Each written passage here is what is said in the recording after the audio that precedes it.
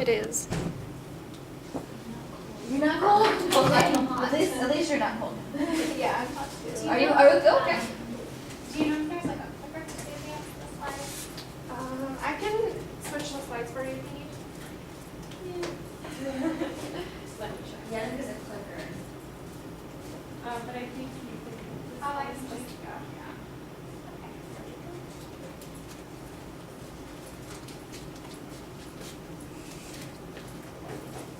Laura, should we just start at 3 or should we wait a little? I can do it 5 minutes. Yeah.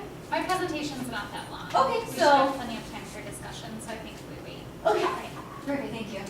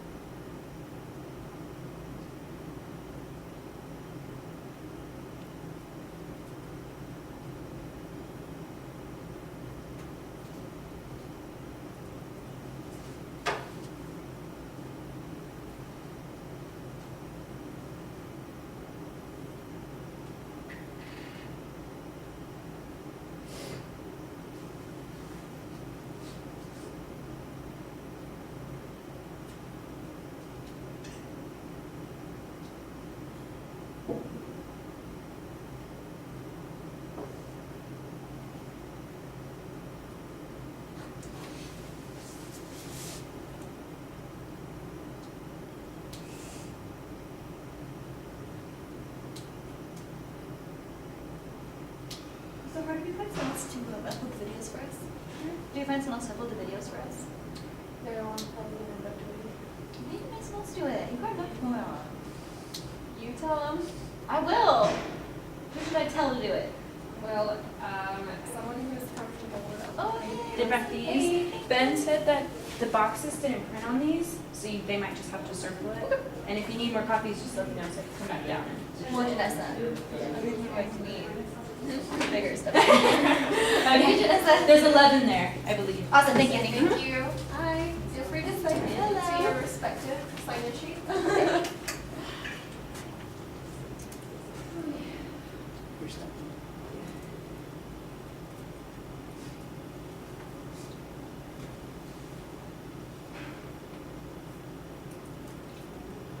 That's not my signature. That's not my signature. That's my Yeah, right. I need your signature. Your real one? my real one. Yes. I have two signatures. One when I'm rushed. I just need a And one would be real fancy. Multiple like my personality, official whatever. like the one on my license is my fancy one. Is that where you want it? Yeah, just on there. No, it's on this one. You choose. I bet you're the student in the back grade. Is that, are you the student? Are you the student at the front? Oh, you are? I was always an annoying student. Still am. I want to put the front. No, I suspected the second one. I need to be close enough to see, but not like in. Oh, the noise didn't where I kept answering questions to the Oh. point where my friends were like, my teacher was like, I'm like, can you let other students answer please? It's funny.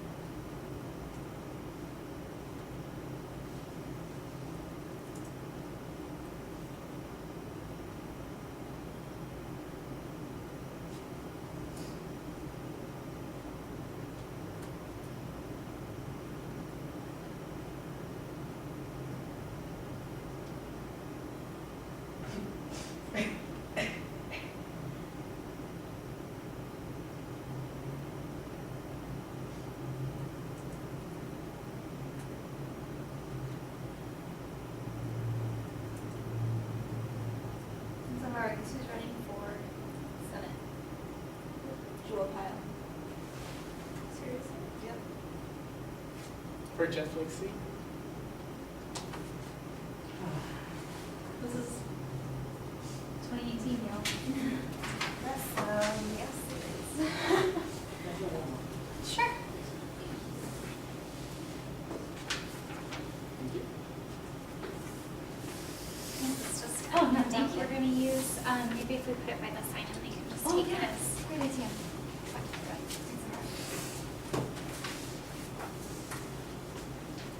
Do you guys all have a pen to write with? Well, I have some extras if you need them.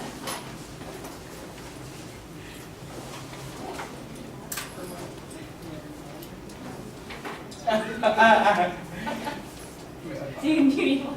Wait, no.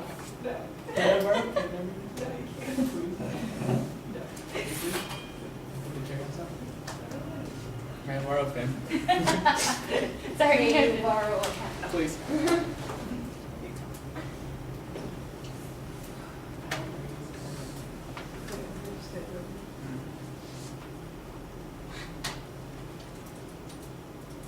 I think we should, I think it's good. Yeah. Okay. Cool. My name is Courtney. I am a financial aid manager. I work primarily with scholarships on our Tempe campus. And one of the things that I do all day is manage the postings on the scholarship portal and work with academic units to get their scholarships published so they can collect applications. So just show of hands, who has applied for a scholarship so far for next year? By tomorrow? I want it to be everybody. Okay. I always hear from students who are saying that they have trouble finding scholarships. A lot of that comes from the time of year that they're searching for scholarships. So a lot of students will come into the financial aid office in June, July, and August when they're starting to think about their fall semester bill and ask about available scholarship opportunities.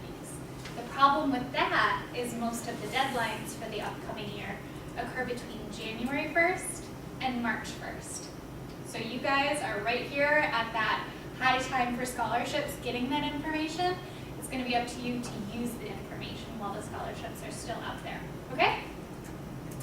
So what I'm going to talk to you about today are some search tips, but then also once you find your scholarship, some essay do's and don'ts, and then a little time for discussion and questions afterwards.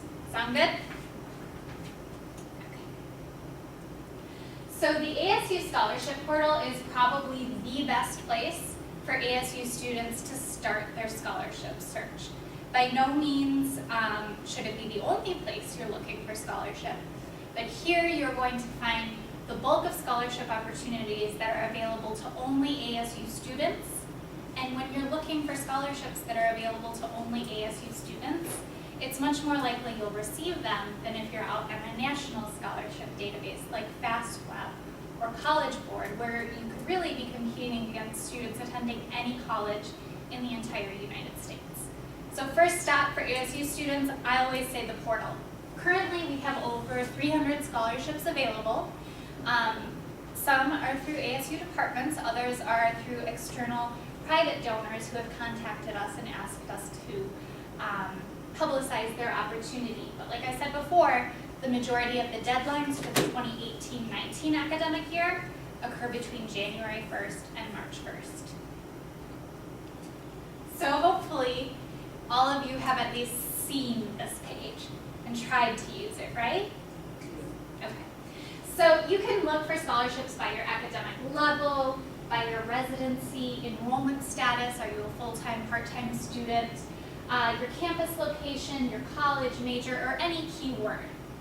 One problem that students have when they use this scholarship search feature is they fill out every single box. And then they're super duper disappointed when nothing is returned in their search results. I hate to break it to you, but there's not going to be that one scholarship opportunity made exactly for you. So what we recommend is that you use maybe 1 or 2 search filters at a time and then read through the results that are returned. You're probably not going to be eligible for all of them, but at least you're not filtering out potential scholarships that you may have been eligible for by using too many search filters. Make sense? Okay. So let's just, as an example, see what is returned with the keyword business. We have the W.P. Carey Business General Scholarship. And one thing that I want to point out right away is that it has this maroon portal app tab. So when you get your list of search results for ASU scholarships, if you see that maroon portal app tab, that's a dead giveaway that it is managed by some department here at ASU internally. So once again, you have a much higher chance of being selected for an ASU portal application than Thrive Small Business Scholarship, who's contacted us and asked us to publicize their scholarship, although it's not limited to ASU students. So the portal app, I usually tell students to prioritize in their scholarship first, apply for those first, and if you have time, move on to some of the other applications that you see. The scholarship listing will always list out sort of the purpose of the scholarship, who it's intended to support, and the criteria. Now, I get questions a lot of the time about students who don't meet the scholarship criteria. I usually answer that if they should apply as it depends. So I wouldn't apply if you're way off of the scholarship criteria, because your time is probably going to be better spent applying for scholarships you're actually eligible for. But if this one has a 3.0 GPA and you're sitting at a 2.8, 2.9, you don't know how many applicants they're going to get, and you also don't know how your spring semester is going to go. Maybe you'll have a great semester and actually pull your GPA up. But typically, they are going to use your GPA on record at the time you're submitting your scholarship application. Other criteria, such as the academic level, the campus that you're a part of, if it's tied to any specific major. Usually those are pretty hard and fast, so especially if it's tied to a specific major, they're not going to consider students outside of that major. So your time is, again, better spent looking for scholarships that apply to your particular major. If you've ever applied for a portal application before, you also know that it's built of a couple different pre-built questions that we make available to the different departments on campus. So typical things that they're going to ask for are, what are your goals? What led you to make these goals, and where do you see yourself in 5 to 10 years? Tell me about your service experience. What leadership roles have you held? What's a passion that you have, and how do you hope to make an impact on your field of study? So if scholarships repeat the same questions, the scholarship portal actually saves your answers. So again, a lot of the schools and colleges use that goals essay. So if you have a really strong, well-written goals essay, you won't have to retype it out every single time you apply for a new portal application. So once you get going and once you have found a couple scholarships you're eligible for, it's pretty easy to knock out a couple applications even in just one evening. So definitely, especially now when we're at high time for scholarship deadlines, make it a priority to try to get some of these done. And especially with portal scholarships, hopefully you can get quite a few. Any questions about that?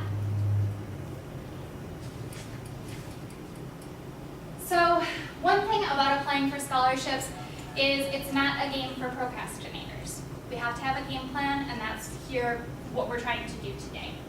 So first we have to set aside some time, apply for scholarships, and research scholarship applications. I usually tell students that a great time to be applying for scholarships is that break between fall and spring semesters. That just got over. But correct me if I'm wrong, your classes aren't super intense yet, right? So maybe this weekend, set aside a couple hours to research the scholarship portal when in a couple weeks you're probably going to be dedicated to homework and studying for exams. So make this weekend and even this evening, if you're able to, a priority to look for some scholarships and get started on some of those essays that go with it. Be organized. So keep track of all the things that you do throughout the year. So inevitably, when it asks you to talk about your service or volunteer experience, you're sitting there and you're like, I know I've done stuff. Well, use this year as the year you decide to get organized. From now on, you're going to start keeping track of these things. Google Docs makes this ridiculously easy. So you can always open, once you've created a Google Doc, you can open and add to it any time that you participate in something, so that you don't have to try to remember that when it's coming time to apply for scholarships. You can track your involvement in activities all year long. Present your best self. So I actually read scholarship essays. That's part of my job, and I make selections. And this is your time to shine. So most students really do meet the criteria for the scholarship when they're applying. So the essay is where you set yourself apart. This is the one time where it's okay to brag. Because if you don't brag, I guarantee you someone else is going to. And they just may get that scholarship because they've really highlighted some of their accomplishments and things that they're proud of in a way that I'm sure you can too. We all have a lot to be proud of. Don't procrastinate. So we're talking today about the deadlines. Just keep those on your mind. And I also shared with you a sheet that you can use as a takeaway from today. I've done this presentation before in collaboration with the First Year Success Center. And you can make it a goal to look for at least 3 to 5 scholarships after this presentation, and be sure to write down their deadline so that you know when they're due and you can plan accordingly to get them in on time. I mean, I put things like this in my calendar on my phone. So maybe you can set a reminder to yourself a week before the scholarship deadline. Oh, this one's due, comes up on your phone. That's how we function these days, most of us. And then follow up. So in the scholarship portal, it actually tracks your portal applications. So you'll just have to log back into it and view your My ASU scholarship portal to see the scholarships you've applied for, so you can click on them again and see the contact information. Because scholarships are managed by different departments on campus, it's not always the financial aid office that makes the selections or knows if selections have been made. So referencing those postings for scholarships you applied for could have really valuable contact information or timeline information about when they expect to make a decision. But that's just for ASU portal scholarships. So if you apply for any of those scholarships that actually direct you out to an external website, that's going to be on you to keep track of those scholarships, their deadlines, and contact information if you have questions about whether a selection has been made. Many scholarships only have the resources to inform those people that are selected. Not all scholarships are able to send out the sorry we didn't pick you letter, so following up with the contact information might be something you want to do as it gets into April and May. Okay, so I touched on this a little bit before when we talked about not being afraid to brag. So most students who apply for scholarships typically do meet the scholarship criteria. So where they can set themselves apart is the scholarship essay. So first, make sure you answer the question completely. If it's a two-part question, such as what are your goals and what life experiences led you to develop these goals, don't forget about the life experience part, okay? They're interested in knowing that, otherwise they wouldn't have asked it. Start with an outline. So I think just writing in general, especially writing about yourself. Can you think of a more nebulous topic than yourself? I mean, you're all sorts of things, so you gotta get organized. I would recommend starting with an outline. I would also recommend connecting with some of the resources we have on campus. I mentioned the First Year Success Center. I know they have an office downtown, and hopefully each of you has a mentor, and if not, you can still stop into the office for assistance. But they can help you get organized for scholarship essays. The Writing Center is also a great resource. So I could recommend maybe coming in with an essay you've started so that they can give you pointers for how to maybe better organize it or maybe expand on some ideas and even proof it for grammar and spelling. So that's another thing up there. Check for grammar and spelling. So I tell students to treat a scholarship essay a lot like an essay that you'd be submitting for a class assignment. So there might be two students, both with great life experiences, both doing very well in school, and both with great goals that they've talked at length about. But one person had an essay full of grammatical errors and even spelling errors, and another didn't. Who do you think I'm picking? This guy, right? So definitely give yourself that advantage by taking the time to proofread your essays. Sometimes I might even recommend having a second person take a look at your scholarship essays. Now, of course, this means you would have had to do them a little bit of in advance of the deadline so that you have some time to do this with a friend. But sometimes you've been over a document you wrote so many times that your eyes kind of skip over the mistakes. So having that second pair of eyes, I also suggest a friend or somebody who knows you because they might say something that you neglected to mention. Like, hey, how come you didn't talk about your work with this organization last year? That was such a cool event that you organized. Or something else about you that you didn't think to mention. All right. So, we talked about some tips. Now let's illustrate that. What not to do in a scholarship essay. I am applying for this scholarship because I need money. I don't want to take out loans. My parents don't help me because they already used all their money to pay for my brother's school. I'm majoring in biology because I want to help people and I hope I can be a doctor one day, but I know it will be tough. I know I have what it takes and I study hard. Okay. Anybody have any critiques for that? You want her to throw it away? Me too, kind of. Okay. So, be mindful of grammar. She used the wrong there. That's something you'll notice. Avoid abbreviations and slang. So, I know we live in a world full of text messaging and social media where this is perfectly acceptable language to say cuz and n in place of and. Scholarship essays are not the place for this type of language. And I hope to God that none of you are typing out your scholarship essays on your phones. Like, please take the time to sit down at a real computer to type up these and your class assignments. Tell a story, okay? I hear you. Like, you need money, so does every other student I talk to every day. But I don't feel like I know you or anything about you from this scholarship essay.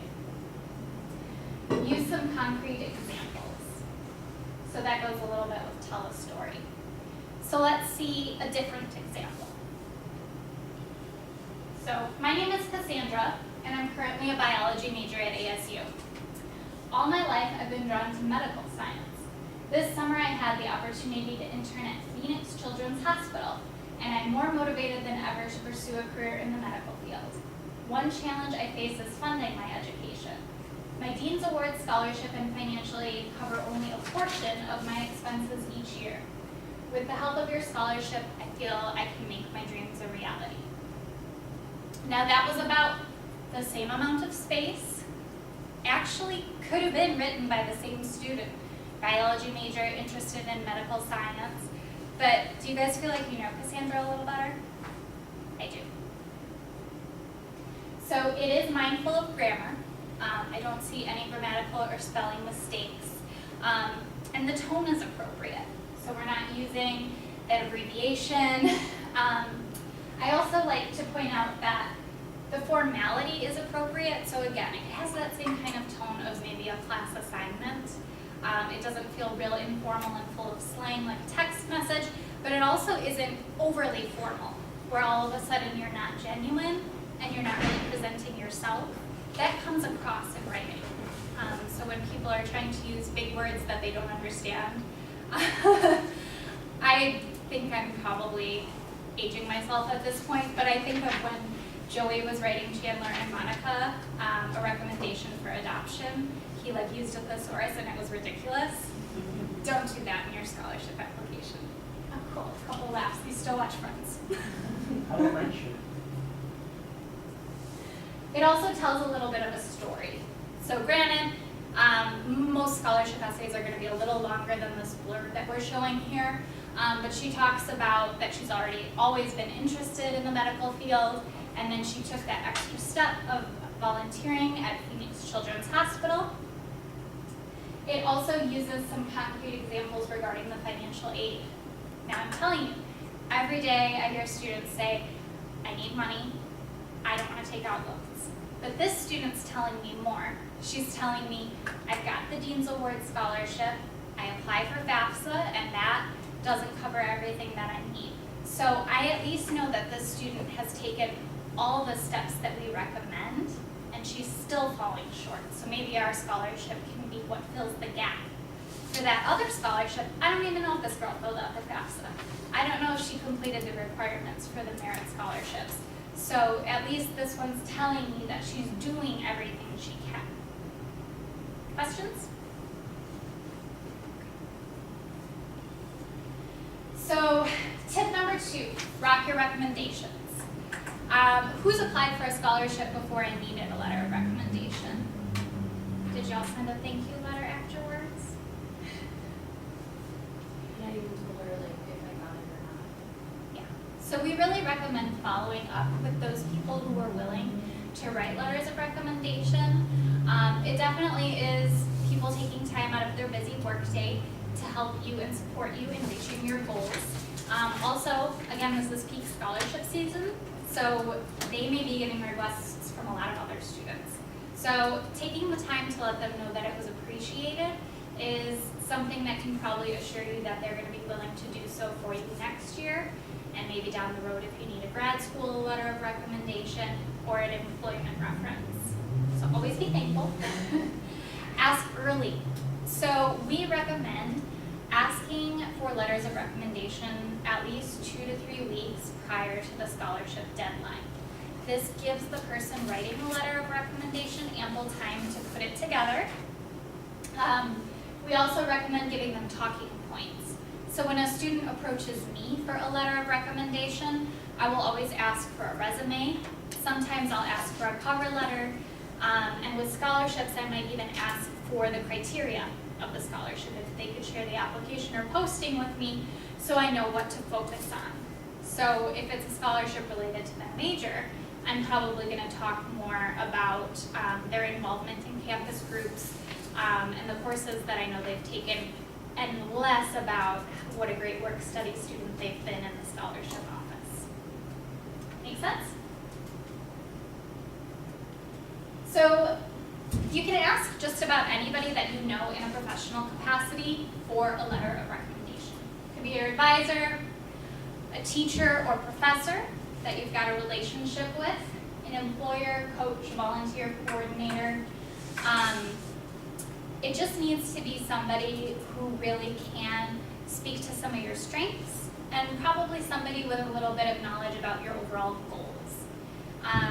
So unless the scholarship specifically says this requires a recommendation from an ASU faculty member, it's pretty open in terms of who you're able to use as a reference. People you probably shouldn't be using as a reference are friends and family members. Again, professional relationships. And finally, we already covered this a little bit, but just to kind of bring it home, search smart. We all have busy schedules, especially with classes starting up again. So the way that you conduct your scholarship search can be very important in how successful it is. So again, try not to use too many limiting search filters on the scholarship portal. You also want to start local. So I recommended starting with the ASU scholarship portal, but there's also the college listings page off to the right-hand side. On the scholarship portal, you can click on scholarship listings to be connected with your academic program. There's also clubs and community organizations that maybe some of your advisors can help you connect with, or maybe if you're involved in internships or clubs, you can be connected with some of these community organizations and groups that offer additional scholarships for the community, but not necessarily ASU students. So this is what the college listings webpage looks like. So if you were to click on like Barrett the Honors College, it takes you to Barrett's scholarship webpage. Some of the things might already be on the scholarship portal, but you might find additional opportunities here. So it's always best to use the portal and college listings together. So for example, there is a general scholarship for anybody who's a part of Barrett that has a February 1 deadline. And anytime you see that word general scholarship, that's like bold, because it's one scholarship application that you can fill out to be considered for literally hundreds of scholarship opportunities. So if your school or college has a general application, make sure to fill that out. College of Liberal Arts and Sciences is organized a little bit differently. They don't post as many of their scholarships on the portal, so the department websites are where you're mainly going to see the scholarship opportunities. So just quick, what are some of the majors in this room today? Medical studies. Medical studies. Okay. What'd you say? So looks like that row is College of Health Solutions.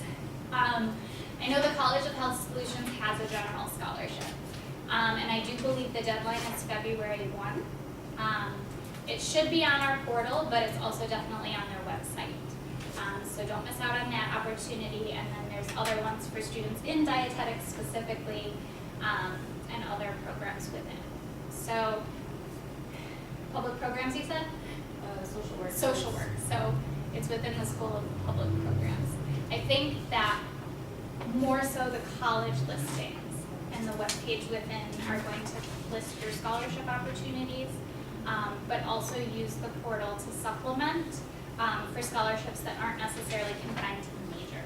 So some of them are open to like all majors, but they might be interested in if you're like a junior or somebody who's got service experience, things like that. Okay. So we also get a lot of questions from international students about scholarship opportunities that are available for them. And I like to tell them, like, yes, you can definitely search the portal with the keyword international student, but don't limit yourself to that. International students are eligible for any scholarship that doesn't require Arizona residency and doesn't require a FAFSA. So they can still be looking based on their college or major or groups that they're involved in, but our website does list some additional resources, particularly for students from international backgrounds. And then the overall scholarship timeline. So every year, we try to get ASU departments on board with publishing their scholarship opportunities by October 1st, November 1st, so that students can start to look for them get their applications in by the January 1 to March 1 deadlines. Typically, and this is with ASU scholarships, their departments are going to notify the people that are selected during the months of April and May. And in June and July, you'll see any scholarships you were awarded added to your My ASU for the upcoming academic year. But truthfully, scholarships are something that's really a year-round process. This is the typical scholarship timeline for ASU scholarships, but there are definitely outliers, scholarships for study abroad trips, and scholarships from external organizations that don't necessarily follow this timeline. So while right now is a great time, you really can be looking year-round. And beyond that, there's some additional resources. So Big Future, FastWeb, StudentAid.gov, these are all great websites to help you connect with additional opportunities once you've exhausted the resources ASU has to offer. I would suggest contacting Career Services to see if they can help connect you with organizations or private donors in your field that are interested in supporting students that are on your career path. And also the Writing Center we talked about for workshopping those scholarship essays. The FAFSA is huge. There are a lot of scholarships that are need-based. So whether or not you utilize FAFSA to pay for your schooling from year to year, you still want to fill one out if you're interested in applying for scholarships, because a lot of them will be interested in the information on your FAFSA to determine if you're eligible for need-based scholarships. Okay, so that's really all that I have for you guys today. I'm happy to stick around for a little while and answer any questions that you have about scholarships or financial aid. Thank you. Thank you.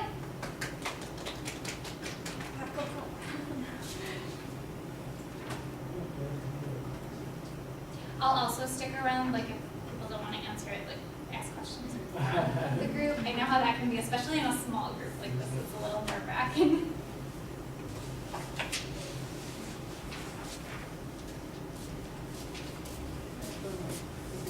All right, you guys look. Oh, sorry, go ahead. So, I'm applying for a master's program, but I won't know if I'm in until April, because this is a dietetic one, so the application's open until February, and I don't know until April when it's kind of like on the fence whether you're getting it or not. Should I still apply for the scholarship? Yes. Can you like reject them later, or like, I don't know how it works. Yeah, I mean, typically the people reviewing the scholarships are familiar with the cycle. So, like if it's a scholarship for students in dietetics, they probably know that students don't get admitted until April. So I don't think that that's going to hurt you. So definitely, if you're meeting the criteria because you are anticipating being a grad student next year, apply for your scholarships as if you were admitted. Okay, so just keep it open.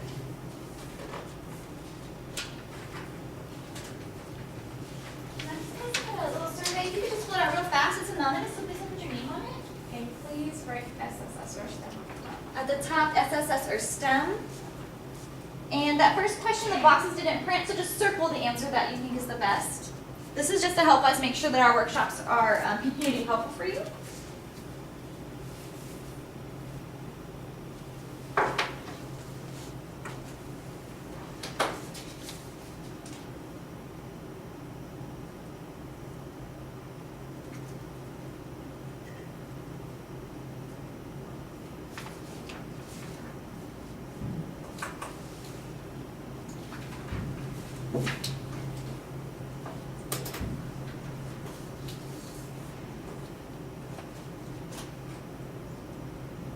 And when you complete the survey, you can free to head on out. If you do have any questions though for Courtney, please stick around. I have a quick question. What do you do, like, do you have to use that money that they offer you? Like, say you don't need it, but like, you applied for the scholarship and you ended up receiving it?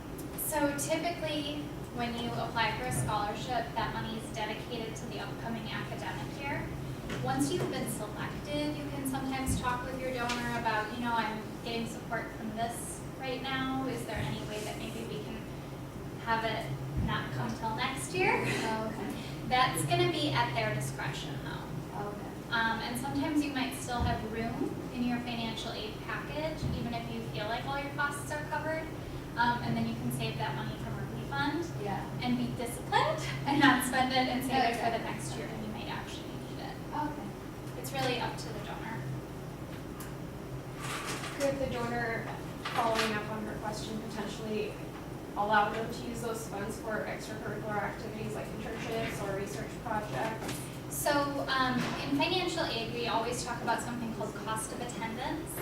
So your financial aid is capped at your tuition, room and board, books and supplies, and then there's a little bit for travel and personal expenses.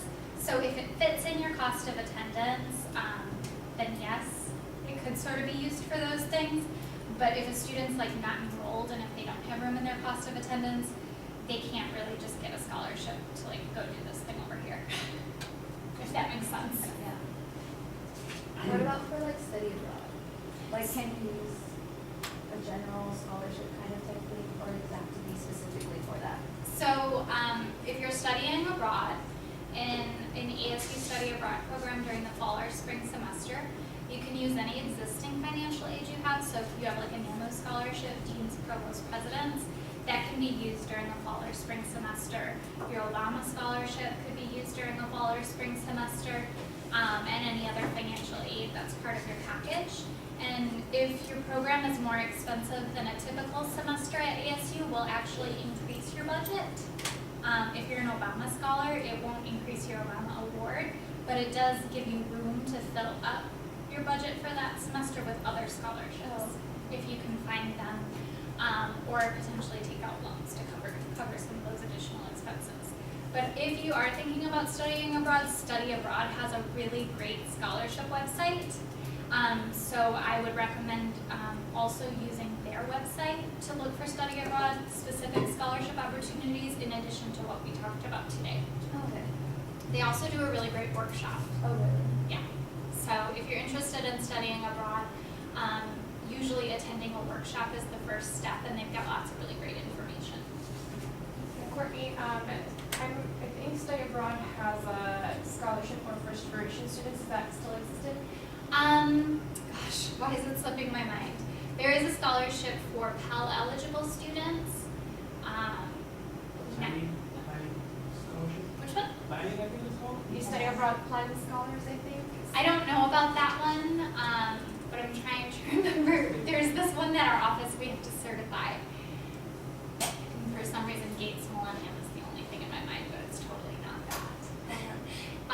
I could follow up after going back to the office and somebody reminding me what that one's called. Yep. Would a fellowship be different, like applying, like the process and kind of style, other than like a scholarship? Like, is it a different style you have to go off of for a fellowship and So scholarship? often fellowships are going to be associated with graduate school, and it's going to be something that you would look for through your department. So a lot of times, if graduate school is something that you're interested in, your department's probably your best resource for opportunities. So I would try to connect with someone in there as early as possible. I wish that I knew more, but I don't know the deadlines for fellowship applications. And another thing that graduate students have available to them are like TA shifts, so teaching assistants and research assistants, where you apply for almost like a job with your department, and you help your department out, but you also get a tuition waiver and a living stipend as like a paycheck while you're doing that. So you're not going to find things like that on the scholarship portal. You're going to find things like that by connecting with your graduate program. Awesome.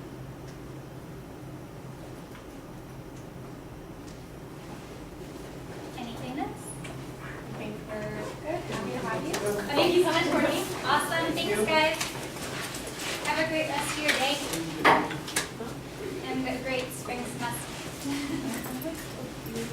Yeah, and I'll see you on, what did we say? Next Thursday. Awesome. Have a great evening.